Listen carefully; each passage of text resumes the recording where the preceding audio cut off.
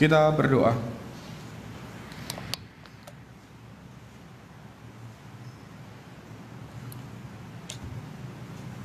Kami hendak menemukan kekuatan yang berasal daripadamu, ya Tuhan Allah kami yang kami kenal dalam Kristus. Ketika kami hari ini bersama-sama kembali membuka kebenaran firman-Mu di dalam Alkitab dan berusaha memahami, dan bukan hanya sekedar itu, kami juga berjuang untuk melakukan apa yang menjadi kehendak-Mu dalam kehidupan keseharian kami. Karena kami menyadari bahwa semua tuntunan kebenaran firman-Mu adalah yang terbaik bagi kehidupan kami. Hari ini Tuhan, pimpin kami, supaya apa yang kami baca dan renungkan bersama-sama tidak berlalu sia-sia, melainkan itulah cara-Mu dalam terus membangun kehidupan kami dan menolong kami untuk menuntun tetap ada di tengah-tengah jalan-Mu dan menemukan selalu berkat yang memang Engkau sediakan bagi kehidupan kami. Pimpin hamba-Mu, pimpin kami sekalian. Ini kami Tuhan, di dalam Kristus Yesus, Tuhan dan Juru Selamat kami berdoa dan percaya. Amin. Yohanes 1 ayat 43 sampai dengan ayat 51. Saya akan membacakan buat kita sekalian. Pada keesokan harinya, Yesus memutuskan untuk berangkat ke Galilea. Ia bertemu dengan Filipus dan berkata kepadanya, "Ikutlah aku." Filipus itu berasal dari Betsaida, kota Andreas dan Petrus. Filipus bertemu dengan Natanael dan berkata kepadanya, "Kami telah menemukan Dia yang disebut oleh Musa dalam kitab Taurat dan oleh para nabi, yaitu Yesus, anak Yusuf dari Nazaret." Kata Natanael kepadanya, "Mungkinkah sesuatu yang baik datang dari Nazaret?" Kata Filipus kepadanya, "Mari dan lihatlah." Yesus melihat Natanael datang kepadanya, lalu berkata tentang dia, "Lihat, inilah seorang Israel sejati, tidak ada kepalsuan di dalamnya." Kata Natanael kepadanya, "Bagaimana engkau mengenal aku?" Jawab Yesus kepadanya, "Sebelum Filipus memanggil engkau, aku telah melihat engkau di bawah pohon ara." Kata Natanael kepadanya, "Rabi, engkau anak Allah, engkau raja orang Israel." Yesus menjawab katanya, "Karena aku berkata kepadamu, aku melihat engkau di bawah pohon ara, maka engkau percaya? Engkau akan melihat hal-hal yang lebih besar daripada itu." Lalu kata Yesus kepadanya, "Aku berkata kepadamu, sesungguhnya engkau akan melihat langit terbuka dan malaikat-malaikat Allah turun naik kepada Anak Manusia." Sampai sedemikian jauh pembacaan Alkitab kita hari ini. Yang berbahagia adalah kita sekalian yang bukan hanya sekedar membaca, merenungkan, tapi mau melakukan apa yang menjadi kehendak Tuhan dalam keseharian kehidupan kita. Haleluya.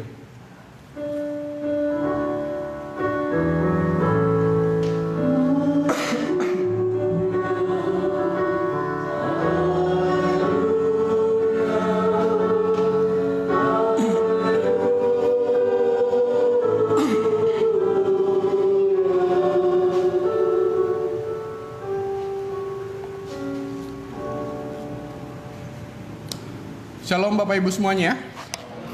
Prasangka. Kamus Besar Bahasa Indonesia mendefinisikan kata prasangka sebagai pendapat anggapan seseorang gitu ya.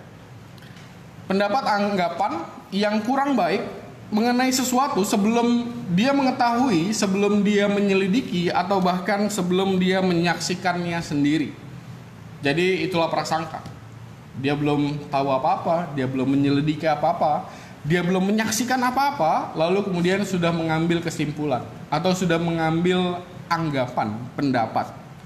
Nah, tadinya saya berharap bahwa apa yang dilakukan oleh Natanael di ayat 46 dalam perikop kita hari ini, sewaktu dia berkata, Mungkinkah ada sesuatu yang baik yang datang dari Nazaret?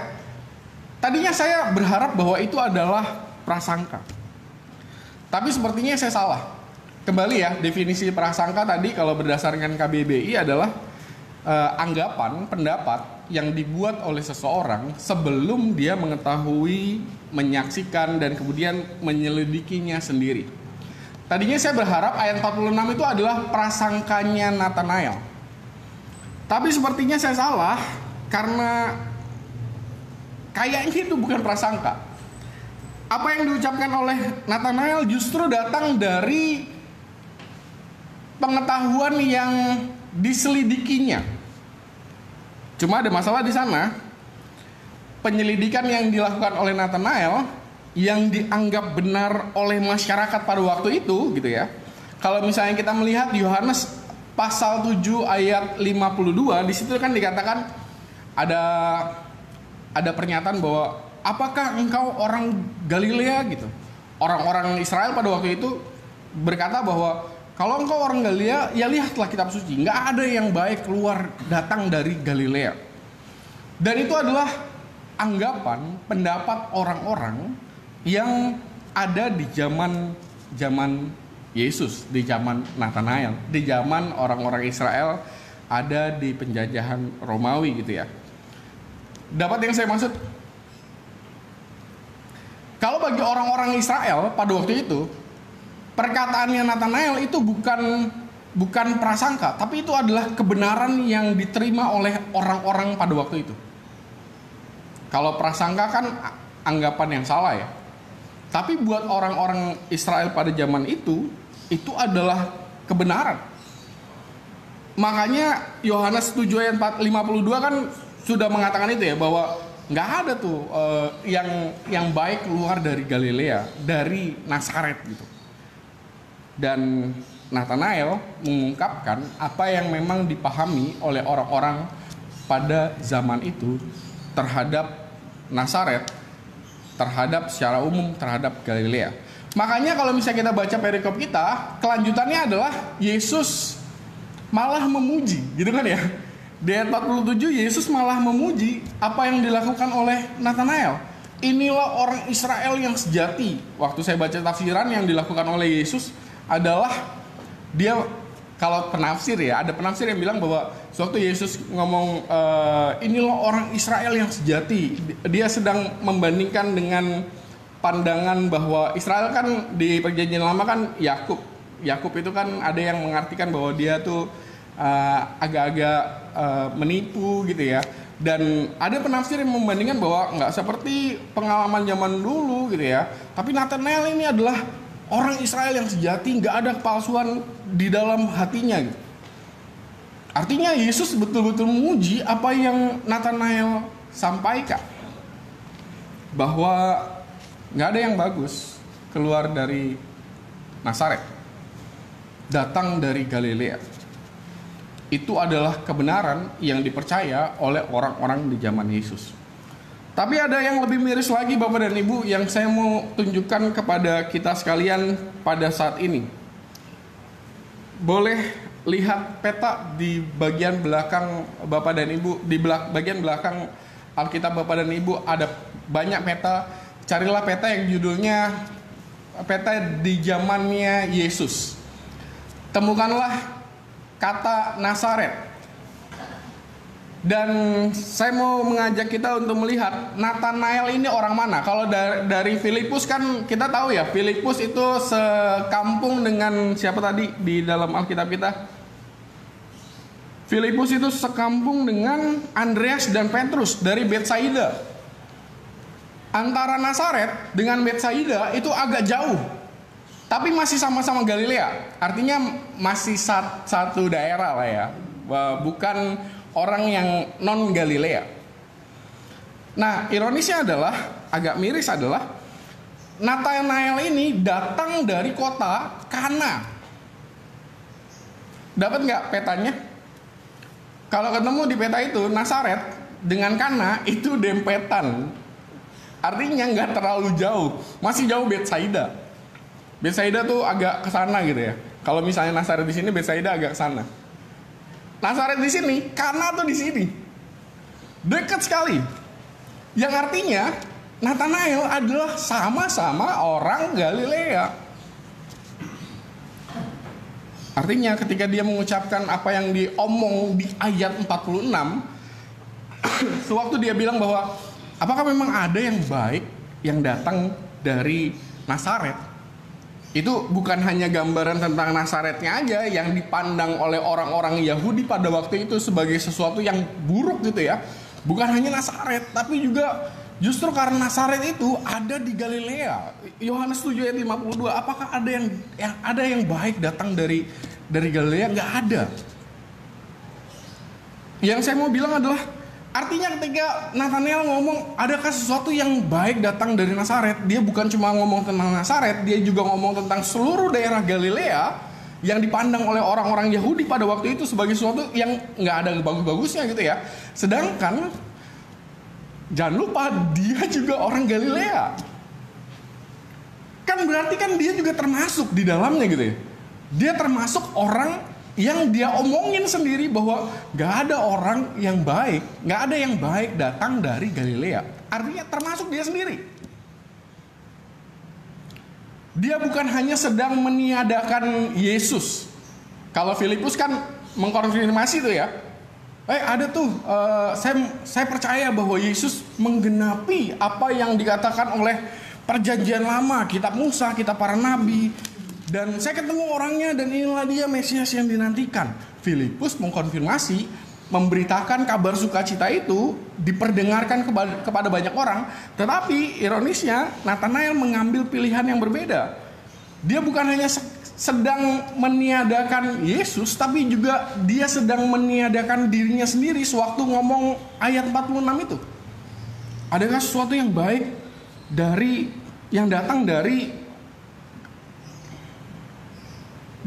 Nazaret, yang datang dari Galilea? Gak ada. Berdasarkan pemahaman Nathanael, yang berdasarkan lagi anggapan orang-orang banyak terhadap Galilea itu sendiri. Kabar baiknya bagi kita hari ini adalah Bapak dan Ibu, hanya karena banyak orang ngomong satu hal yang sama dan kemudian omongan itu adalah omongan yang sayangnya bukan omongan yang bagus gitu ya, tentang kehidupan Bapak dan Ibu, tentang kehidupan siapapun, tentang kehidupan kita misalnya gitu ya. Hanya karena kata-kata orang dan perkataan orang itu banyak jumlahnya yang menganggap sesuatu adalah kebenaran, bukan berarti otomatis itu adalah kebenaran yang dimaksud oleh Tuhan. Dapat yang saya maksud? Sewaktu Nathanael bilang gak ada yang baik datang dari Galilea, dia seakan-akan lupa bahwa dia orang Galilea. Karena itu artinya dia termasuk di dalamnya, artinya saya juga gak baik dong. Karena kan saya orang Galilea. Nathanael harusnya paham tentang hal itu. Hanya karena orang-orang Yahudi di Yerusalem yang memang gak suka dengan orang-orang Yahudi di Galilea, karena ada sejarah panjang perjalanan kehidupan mereka gitu ya, ngomong bahwa gak ada sesuatu yang baik datang dari Galilea. Dan kemudian itu dipandang sebagai kebenaran yang umum dipahami pada waktu itu. Belum tentu itu adalah kebenaran yang sejati, kebenaran yang dimaksud oleh Tuhan. Bukan saya lah. Kita semua menyadari bahwa pandemi ini menyulitkan kita semuanya. Kalau kita batuk sedikit, takut gitu ya. Atau mulai kehilangan, wah kok saya gak nyium apa-apa nih, takut. Apalagi bayangkan kalau misalnya Bapak dan Ibu adalah saudara-saudara kita yang terpapar oleh virus corona. Lalu kemudian ada orang yang ngomong sembarang gitu ya. Wah ini karena ini. Mari kita pertegas. Hanya karena omongan orang ngomong tentang kehidupan kita, yang pasti mereka nggak tahu apa-apa tentang kehidupan Bapak dan Ibu, bukan berarti itu adalah kebenaran yang sejati yang Tuhan mau nyatakan bagi kehidupan Bapak dan Ibu. Oleh karena itu berhati-hatilah dengan konfirmasi, dengan kata-kata amin gitu ya. Berhati-hatilah dengan mengaminkan apa yang dikatakan orang terhadap kehidupan kita. Karena belum tentu apa yang dikatakan oleh orang tentang kehidupan kita itu adalah sesuatu yang memang Tuhan katakan tentang hidup kita. Contoh yang paling jelas ya di dalam perikop kita hari ini. Sewaktu semua orang ngomong tentang gak ada yang baik datang dari Galilea, Nathanael percaya hal itu, tapi kenyataannya hari ini kita ketemu dengan apa itu artinya kebenaran yang sejati. Kenapa?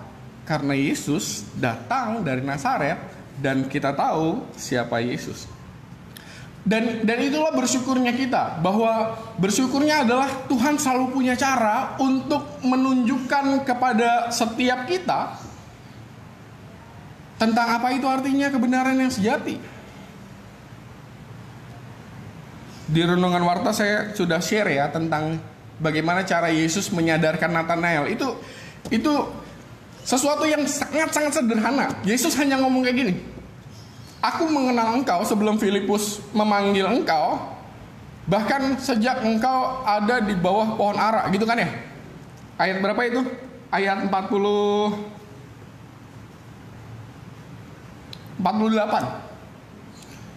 Di Renungan Warta juga saya sudah share tentang beberapa ayat Alkitab di Perjanjian Lama yang menegaskan bahwa mengenal seseorang di bawah pohon ara itu berkaitan dengan bagaimana cara Tuhan menjanjikan pemulihan bagi orang-orang Israel. Orang-orang Israel sering kumpul di bawah pohon ara, lalu kemudian berbicara tentang pemulihan dari Tuhan. Dan ketika Yesus berbicara, aku mengenal engkau sejak engkau ada di bawah pohon ara, Nathanael langsung mengingat pada nubuat itu, terutama Mika pasal 4 itu. Di Renungan Warta, Bapak dan Ibu perlu baca Mika, karena di situ Nathanael akan dengan cepat mengenal, oh ternyata Yesus ini adalah Dia yang datang dalam rupa manusia. Firman Allah yang datang dalam rupa manusia. Dia mengenal, dia mengingat, hanya sewaktu Yesus ngomong di ayat 48. Sebelum Filipus memanggil engkau, aku telah melihat engkau di bawah pohon ara. Makanya di ayat selanjutnya kan Nathanael langsung berubah. Dia tidak lagi menganggap bahwa apa yang diomong oleh semua orang, yang pasti bukan orang Galilea duluan yang ngomong gitu ya, pasti orang yang bukan dari Galilea yang ngomong bahwa tidak ada yang baik yang datang dari Galilea, yang datang dari Nazaret. Dan ketika berjumpa dengan Kristus, maka perubahan itu terjadi. Yang saya mau ajak untuk kita renungkan adalah terjebak dalam kebenaran yang semu. Sekali lagi Bapak dan Ibu, hanya karena orang ngomong sesuatu tentang hidup Bapak dan Ibu, hidup saya, hidup kita gitu ya, belum tentu, bukan berarti otomatis kehidupan kita adalah persis seperti yang dikatakan oleh orang banyak itu. Itu yang terjadi dalam kehidupan Nathanael. Dia terjebak oleh kebenaran yang semu. Kebenaran semu yang kayak gimana? Yaitu karena semua orang ngomong Galilea nggak ada yang baik, keluar dari Galilea, datang dari Galilea, dan dia percaya hal itu, maka sewaktu Tuhan memberikan apa artinya kebenaran yang sejati, bahwa Tuhan bisa menggunakan banyak cara, Tuhan bisa melakukan melalui banyak hal gitu ya, tidak terkecuali Galilea, maka disitulah kebenaran yang sejatinya muncul. Saya mau mengajak kita untuk melihat dalam kehidupan keluarga jemaat kita dalam waktu dekat ini. Di minggu ini aja lah. Kita patut bersyukur bahwa di minggu ini kita sudah menyelesaikan proses pemilihan majelis jemaat. Betul ya? Majelis jemaat pemilihan secara online, dan juga ada beberapa yang memilih manual, dan sudah dihimpun, yang belum adalah dihitung, dan kemudian kita tahu hasilnya bagaimana. Bapak dan Ibu, ada yang deg-degan? Maksudnya deg-degan tuh, nanti kalau saya kepilih bagaimana ya Tuhan ya? Gitu. Saya jujur aja agak takut dengan kalau ada orang-orang yang terpilih. Semoga Bapak dan Ibu mengingat hal ini. Kalau seseorang terpilih itu artinya dia dipercaya oleh jemaat. Betul ya? Bukan pilihan pendeta jemaatnya loh. Bukan pilihan majelis jemaat yang periode sekarang loh. Tapi ketika seseorang terpilih, maka yang paling terlihat adalah dia dipercaya oleh jemaat. Bukan dipercaya oleh saya atau bahkan oleh para orang tua kita gitu ya. Yang sudah sepuh, yang sudah senior, yang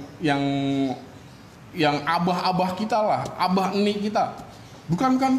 Bukan hanya mereka yang memilih, tapi seluruh kehidupan keluarga jemaat kita mempercayakan hal itu kepada Bapak dan Ibu. Itu yang paling kelihatan. Yang nggak terlalu kelihatan karena jadi agak klise adalah, bukankah itu adalah cara Tuhan memilih dan mempercayakan Bapak dan Ibu? Saya agak takutnya adalah sewaktu seseorang terpilih dan kemudian dipercaya oleh jemaat dan kemudian dibalik itu semuanya dipercaya oleh Tuhan, maka yang muncul dalam respon seseorang siapapun dia adalah persis seperti Nathanael dalam ayat 46. Tapi bukan ngomong tentang sesuatu di luar dirinya gitu ya, dan dia nggak sadar bahwa itu ada di dirinya juga. Tapi dalam konteks kehidupan keluarga jemaat kita, yang diomong oleh Nathanael di konteks jemaat kita dalam pemilihan majelis jemaat adalah dia akan bertanya sama Tuhan, Tuhan emangnya apa yang baik yang bisa saya lakukan? Kayaknya nggak ada yang baik. Dapat yang saya maksud ya? Saya takutnya justru orang yang Bapak dan Ibu sudah percaya gitu ya, sudah pilih, dan jangan lupa Bapak dan Ibu adalah perpanjangan tangan Tuhan untuk memberikan kepercayaan.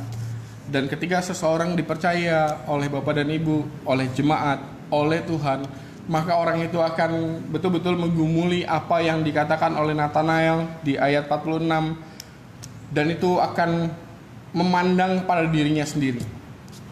Memangnya saya bisa apa? Memangnya ada yang baik apa di dalam kehidupan saya? Saya mau memberi tantangan kepada Bapak dan Ibu semua hari ini. Karena tepat pada waktunya, entah Bapak dan Ibu dipercaya oleh Tuhan di periode pelayanan majelis jemaat yang baru, di periode yang sekarang, atau bahkan di periode yang selanjutnya, atau bahkan di periode-periode selanjutnya, pastikan setiap orang punya kesempatan yang sama untuk melayani Tuhan di tengah-tengah jemaat. Betul ya? Bapak dan Ibu gak kepilih hari ini misalnya memang karena kayak misalnya ada yang masih ngasuh anaknya masih balita, pasti bukan periode yang sekarang. Atau juga ada hal-hal yang lain yang membuat kita belum di periode yang sekarang, ya gak apa-apa. Tapi tepat pada waktunya Bapak dan Ibu akan diberikan kesempatan yang sama. Untuk apa? Untuk melayani Tuhan. Entah periode sekarang, entah periode selanjutnya, entah periode kapan saatnya Tuhan mempercayakan itu kepada Bapak dan Ibu. Saya mau menantang Bapak dan Ibu untuk menjawab hal itu. Sewaktu Tuhan memberikan kepercayaan kepada Bapak dan Ibu, saya mau menantang Bapak dan Ibu untuk meskipun mungkin ayat 46 itu ada di dalam hati dan pikiran Bapak dan Ibu. Apa sih yang baik keluar dari kehidupan saya gitu. Lalu kemudian merembet tuh banyak tuh, kemana aja. Lalu kemudian kita mengingat, saya pernah diomong orang gini. Saya pernah pengalaman kayak gini. Nanti kalau saya jadi pelayan Tuhan, gimana Tuhan ke depannya? Apakah itu akan membuat saya kuat? Saya mau menantang Bapak dan Ibu, meskipun mungkin di dalam pikiran kita semua, kita akan menggumuli hal yang sama gitu ya. Tapi minimal beranilah seperti Nathanael yang walaupun dalam pemahamannya ada kebenaran yang terpola karena omongan yang salah, dan dia mengaminkan itu gitu ya. Sehingga ayat 46-nya muncul, sekalipun ada anggapan yang tidak tepat, minimal beranilah untuk ngomong sama Tuhan. Dalam bayangan saya tuh Nathanael tuh kalau misalnya nggak berani untuk maju terus ngobrol sama Tuhan gitu ya, sama Yesus. Sewaktu Filipus datang, saya udah ketemu orangnya. Masa sih orangnya, orang banyak orang bilang bahwa nggak ada yang bagus datang dari Galilea. Udahlah tinggalin aja. Maksudnya dia langsung pergi aja gitu. Nggak perlu lagi ngobrol sama Yesus di selanjutnya, sehingga dia ketemu dengan apa itu yang sesungguhnya.